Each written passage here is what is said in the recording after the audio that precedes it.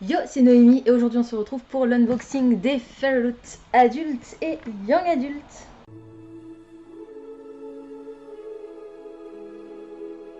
Alors, on est le 10 septembre, ce sont les Fairyloot du mois d'août. J'ai réussi à ne pas me faire spoiler le livre de la young adulte et le visuel du livre de la adult book only parce que je sais quel est le titre de la adult book only.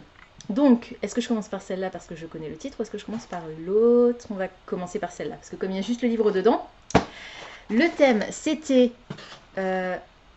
Arcane History, je crois, quelque chose comme ça. Et je vais vous montrer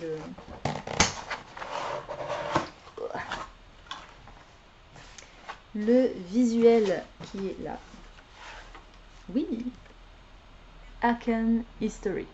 Donc si vous n'aviez pas d'idée, le visuel, je trouve que déjà la dernière fois, les visuels des thématiques de la Adult Book Only sont très proches des visuels des couvertures des livres qu'ils représentent. Donc pas de surprise, en plus je suis ravie, c'est un titre que j'ai envie de lire depuis que sa sortie a été annoncée par l'autrice. J'ai déjà lu un roman de cette autrice qui avait été traduit en français et que malheureusement je n'ai pas aimé du tout. Et pourtant je l'attendais avec grande impatience parce qu'il a fait énormément de bruit outre-Manche. C'était de la fantasy militaire et là on est sur de la Dark Academia. C'est le nouveau roman de R.F. Kuang qui s'appelle Babel. Et je le prononce bien Babel parce que vraisemblablement c'est comme ça que ça se prononce même en anglais. Babel peut-être, mais pas Babel. Donc, il est à l'envers.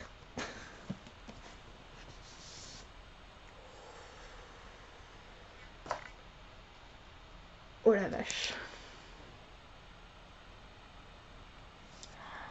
Oh là là là là là.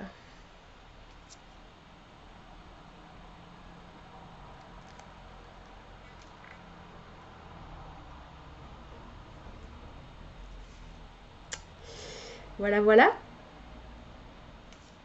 On a un petit extrait du texte à l'arrière.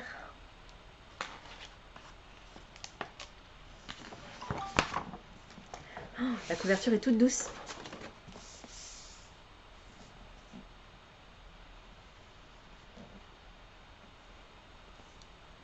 Magnifique. Il y a même mis du foil sur le hardback. Il est incroyable.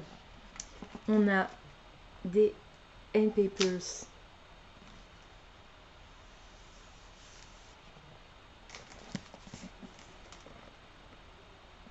Magnifique. Il est signé par l'autrice.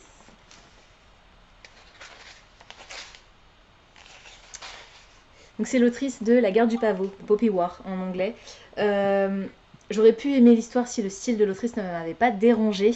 Là on est sur un registre totalement différent, donc j'espère que le style sera aussi légèrement différent. Et sur une thématique qui me plaît bien plus déjà de base que la fantasy militaire. Donc je me dis, il y a moyen que ça me plaise. Ça se passe à Oxford.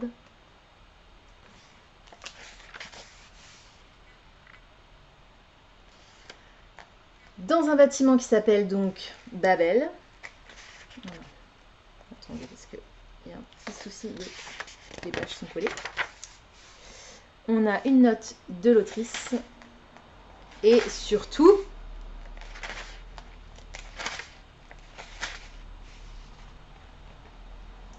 il y a des notes de bas de page. J'adore les notes de bas de page. Voilà, donc je suis ravie, ravie, ravie. Je vous remontre la petite trombine de l'autrice. Voilà, donc il n'y a rien sur au revers de la dust jacket et je vais vous lire le résumé. Un acte de traduction est toujours un acte de trahison. Oxford, 1836. La cité des flèches de rêve. Elle est le centre du savoir et du progrès dans le monde. Et en son cœur se trouve Babel, l'université prestigieuse d'Oxford, institut royal de traduction. La tour dont s'écoule tout le pouvoir de l'Empire. Abandonnée et emmenée en Angleterre par un mystérieux gardien, Robin Swift pensait que Babel était un paradis. Jusqu'à ce que ça devienne une prison. Mais est-ce qu'une étudiante peut se dresser contre un empire ? Il est beau, il a l'air trop bien. Je suis ravie qu'ils aient choisi une couverture claire parce que jusqu'à présent, toutes les éditions de Babel que j'ai vues étaient foncées, plutôt dans les tons noirs en fait, avec de l'argenté et du doré. Et là, cette couverture, je l'aime beaucoup. Et donc, je vous disais, le thème avec cette silhouette de bâtiment, c'est tout à fait la couverture. J'ai hâte de le lire. Du coup, on passe à la Fairyloot Young Adult avec tous ses goodies. Le thème, c'était Tell Me Lies. Et je n'ai pas la moindre idée du roman qui se trouve dans cette box. Donc ça va être une surprise. Qu'est-ce ici? Une boîte à bijoux. Ce qui est très original et qui ne me sera pas d'une grande utilité puisque je ne porte pas de bijoux. Mais elle est magnifique, ça me donne envie de porter des bijoux juste pour pouvoir les ranger dans cette magnifique boîte à bijoux. Bon, j'ai quand même des bijoux, mais c'est vrai que j'en porte très très rarement.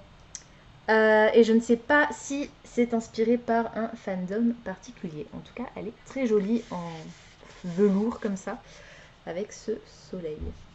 Magnifique. Ensuite, on a un item en tissu. J'ai l'impression que c'est un tote bag. Il est beau, il est beau, il est beau, il est beau, il est beau.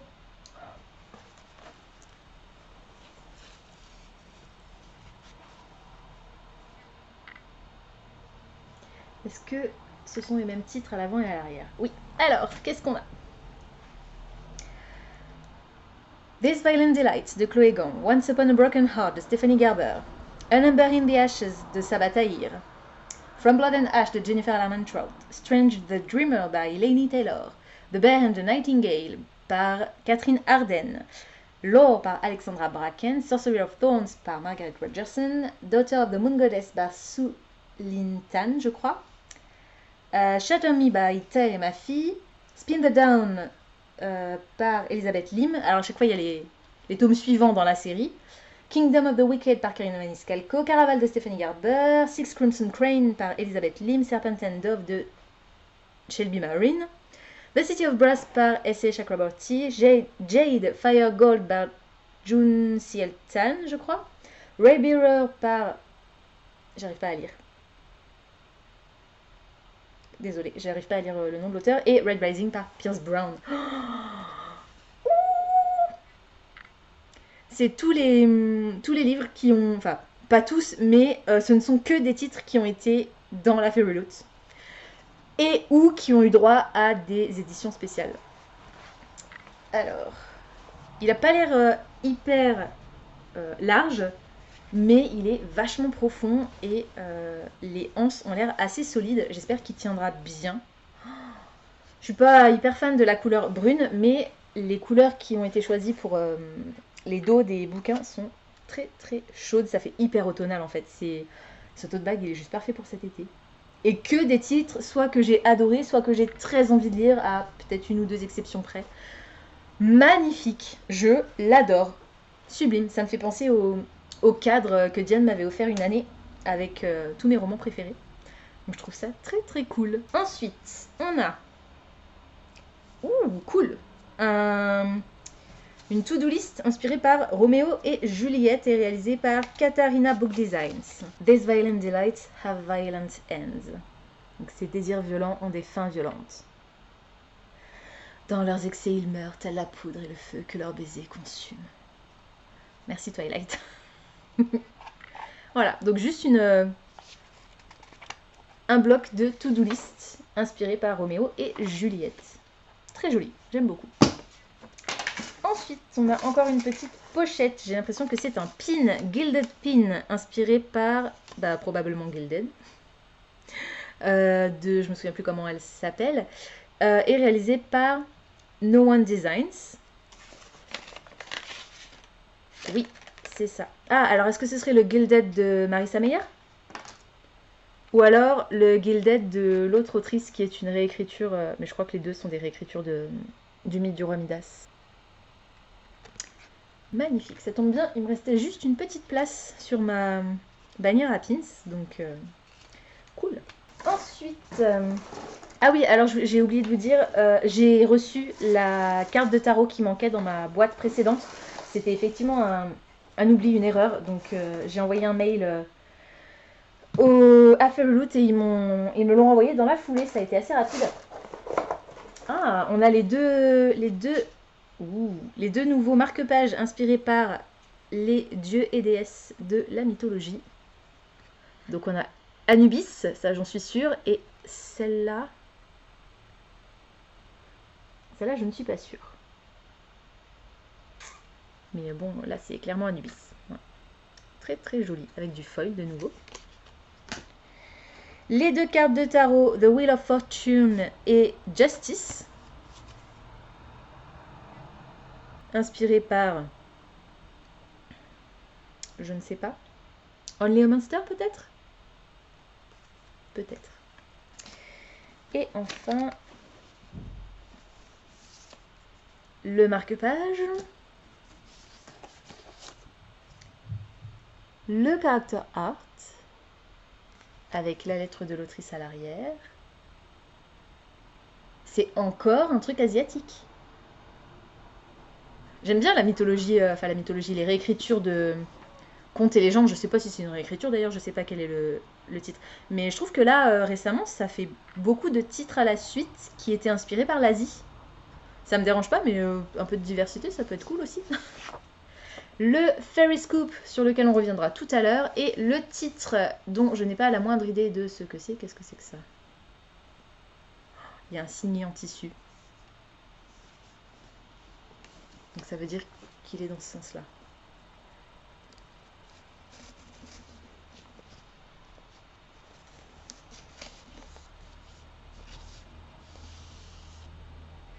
Violet Made of Thorns de Gina Chen. There's always a price for defying destiny. Il y a toujours un prix à payer pour qui défie la destinée. On a les Ombre Sprayed Edges. Un petit signet du coup en tissu. Le titre me parle, donc j'ai dû le voir. Je vous mettrai par ici la couverture originale et j'ai pas pensé à le faire tout à l'heure pour Babel. Je vous mettrai aussi par ici la couverture originale pour que vous voyez les différences. On a un bookplate qui va avec le livre pour pouvoir coller la signature de l'autrice à l'intérieur.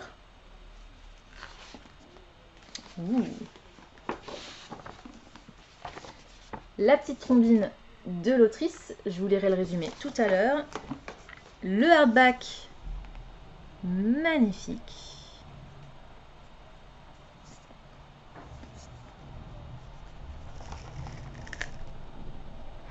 Ça croustille. Les end pages.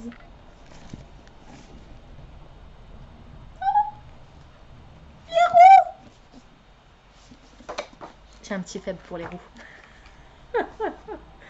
Jimmy Fraser, si tu passes par ici. Ne me jugez pas. On a une carte. Les en-têtes de chapitre sont illustrées. Et je crois que c'est tout. C'est déjà pas mal. Donc il n'est pas signé, mais je pourrais coller le bookplate à l'intérieur. Et donc on a le fameux signé en tissu bleu. Classe. Je vous lis tout de suite le résumé, qui est extrêmement long. Alors je vais pas vous lire le résumé, je vais juste vous lire la conclusion, parce qu'il est tellement long que j'ai peur de me spoiler quelque chose. Donc, il s'agit d'une fantasy dark et enchanteresse. C'est un premier roman qui va parler d'une sorcière à la moralité questionnable, d'un prince maudit et d'une prophétie qui va lier leur destin. Et c'est un roman qui est parfait pour les fans de The Cruel Prince, donc Le Peuple de l'air, et Serpent and Dove, que j'ai adoré. Et j'ai très envie de lire The Cruel Prince aussi. Voilà. Et donc juste la première phrase, c'est Violet, donc notre personnage principal s'appelle Violet. Violette. Violette. Ouh. Violette, si vous préférez. Et c'est une prophétesse et une menteuse. Et donc, va y avoir une histoire de enemies to lovers, vraisemblablement, puisqu'elle va devoir s'allier avec un prince qu'elle déteste, mais dont elle va progressivement tomber amoureuse. Voilà. Donc, il est très beau et j'ai hâte de le lire également. La spoiler card. Donc, le tote bag a été réalisé par Chatinora.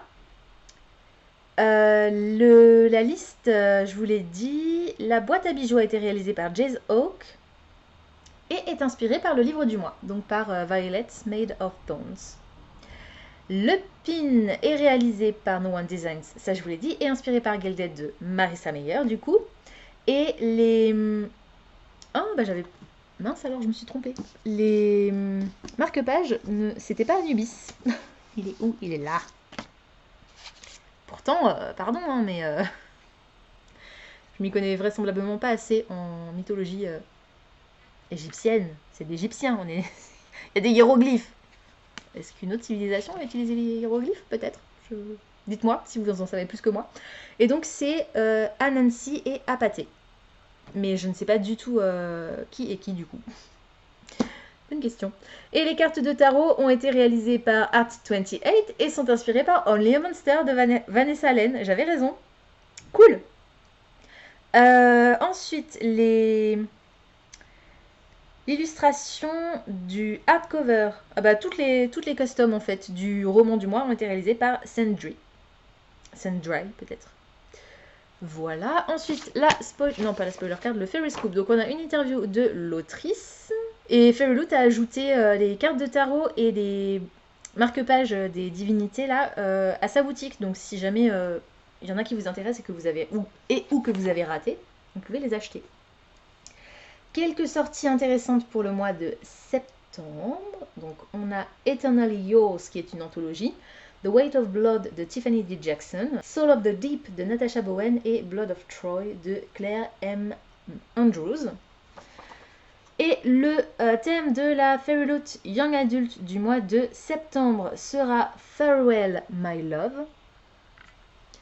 Il y aura des items inspirés par Le Peuple de l'Air, Six Crimson Cranes, le livre du mois, et il y aura un item avec un fandom neutre. Il y aura une couverture, un plaid réalisé par After Blossom et les petites coupelles comme ça. Ce sera la dernière. Voilà le livre du mois et ce sera réalisé par Art28. Le livre du mois est une fantasy romantique qui va se dérouler dans un monde gothique infusé, donc avec une ambiance gothique. C'est un monde de richesse, de désir et de trahison. Pour résoudre un meurtre, notre personnage principal va devoir former une alliance avec la mort elle-même. Enfin, la mort lui-même, puisque vraisemblablement, la mort dans ce livre est un homme. Donc on va avoir un Enemies to Lovers de nouveau. Je crois que c'est une thématique redondante chez Fairyloot, qui n'est pas pour me déplaire puisque c'est un de mes tropes, si ce n'est mon trope préféré. Donc voilà, l'édition exclusive Fairyloot de ce livre aura une couverture exclusive, des stencil spread edges, donc les tranches seront décorées et colorées, artwork printed onto the hardcover, donc comme celui-là, le hardcover sera imprimé en fait, et cette illustration sera réalisée par Taraja. Les end papers seront aussi décorés et réalisés par Monolith, et il sera signé par l'auteur. Trice probablement, puisque Fairyloot n'édite que des femmes apparemment. Il ne me semble pas me souvenir d'avoir reçu un livre écrit par un homme. Ce qui n'est pas une mauvaise chose.